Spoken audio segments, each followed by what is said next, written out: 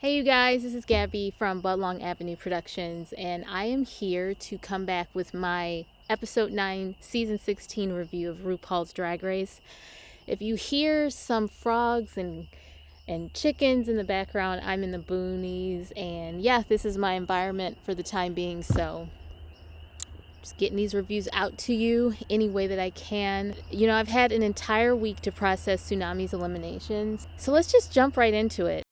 It absolutely sent me that Q was acting as Plain Jane's guard dog and had Plain Jane go over to Plasma to see what kind of garment she was doing, because Q had overheard that Plasma, who is not a seamstress by any stretch of the imagination, had a fringe element to her outfit.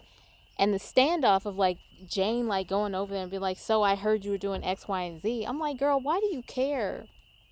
That's how I know that this whole like read you wrote you thing is a shtick.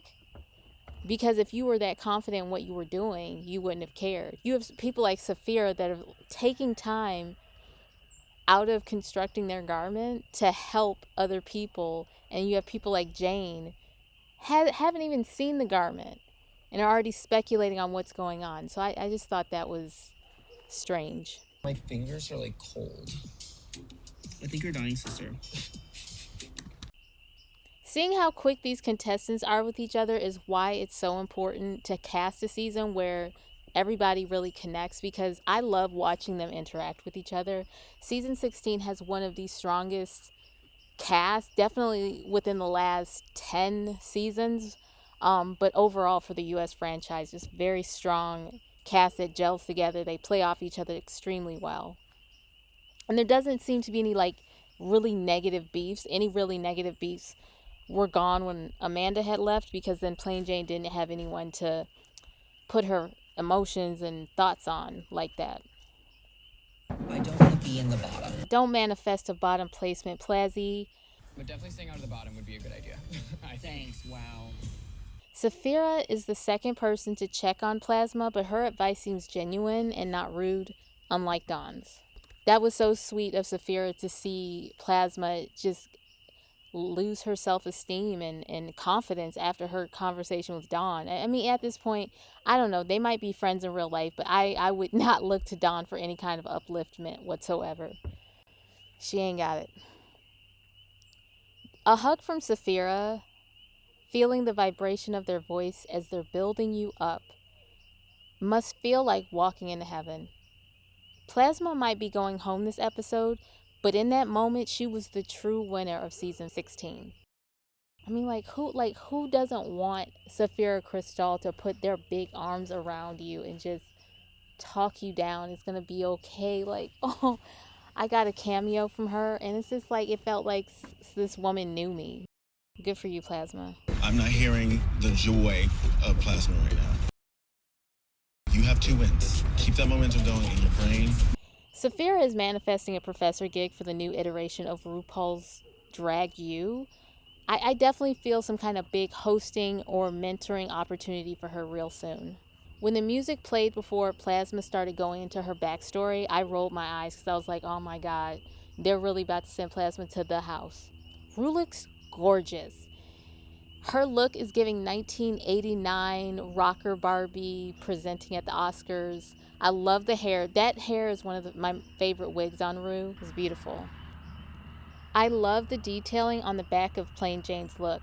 That was the best part.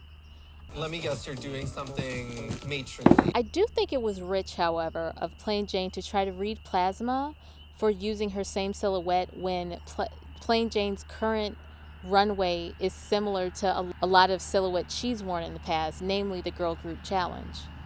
Saphira is absolutely right. Don't play Plain any mind. I really hope Maya did most of this herself. She says she sewed it, but I really hope, like in real life, she did most of this herself, because the garment looks great and so does she. I love the ravens on her shoulders, added a really nice touch. And I didn't even notice the spiders up the side until the guest judge pointed it out. Like that's a cute garment anyways, but for Maya, like, that's stunning. That is really good. which is why I think so many people had doubt of how much she had put into it, because those details, I wonder if that came from her brain. And my apologies if I'm questioning her and she did the work. I just wanted to know. Morphine, you looked beautiful. Way to step up, girl. And it looks like she lined her garment. Even though the judges tried to justify putting her on the bottom, I'm so proud of Morphine for not giving up and giving us a beautiful face and gown. I'm proud of Plasma for creating a completely different silhouette. While I don't hate it, I definitely feel like she could have used a different wig. Like, that wig does not have enough volume. And just as I said that, I learned, she said that was actually Plain Jane's wig from the share challenge. And I was like, yeah, that y'all need to burn that wig because it's not looking good on anybody. I noticed that on the runway, Plasma repurposed Plain Jane's cutthroat gesture with her thumbnail from the last. If you look at Plain Jane's runway performance, she kind of does this motion with her hands, and Plasma did that in this week's challenge. So it looks like Plasma borrowed, a little bit from Plain Jane and took a lot of what she said to heart as far as changing the silhouette. Saphira's gown was beautiful, but what elevated it to me to clear like top status for me is the story. I mean, Saphira is a storyteller, and I love the way it might not necessarily be with words, even though I know she writes a little bit. It's in the way she walks. It's in her drag. Like, I love her mind. I love the way that she expresses herself through her art form. And like, the goth that Saphira gave isn't this stereotypical suburban teen, which is what people will have you believe that's what goth is. Goth is actually from Europe, actually, England. And Saphira definitely looked like she could have been an employee at a funeral home in 1800s England and put her own twist on it. This fabulous working class lady is sick of everyone's shit. It's beautiful. It's things like that with Saphira that, like, I think, like, is that unseen thing that I talked about after episode 1 that really sets her apart from other people.